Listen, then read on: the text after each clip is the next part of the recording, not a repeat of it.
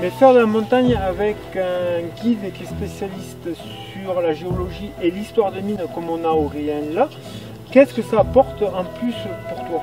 De regarder les paysages, je sais ce qui se passait ici avant. Ce qui m'a le plus impressionné, c'est de voir qu'ici, il y a eu ces hommes-là qui étaient un peu comme des forçats, qui travaillaient plusieurs mois par an dans un environnement super difficile. Et dans des petits baraquements, là, comme ceux-là, c'est impressionnant, à peu près 150 personnes.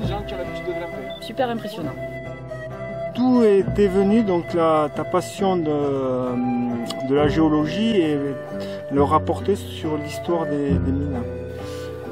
Alors déjà moi de tout temps je me suis intéressé à la géologie déjà depuis tout petit, j'aimais bien crapahuter dans la montagne et comprendre un petit peu comment tout ça s'était mis en place. Donc de fil en aiguille je me suis orienté sur une formation de géologue à l'université.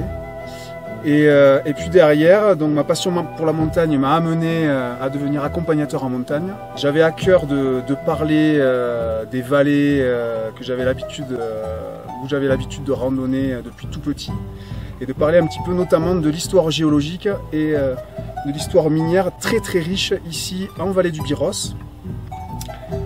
Donc notamment ici sur ce secteur qui est mythique. Voilà, on sent la vie de l'époque. Le Dailleux Arigeois, aujourd'hui on fait la mine du Bullard et pour nous la structure, on fait des randonnées historiques, de faire une combinaison donc avec un accompagnateur qui est spécialiste sur les mines et la géologie. Donc c'est un apport historique. Les gens qui viennent sur cette sortie comprennent un peu le passé du site.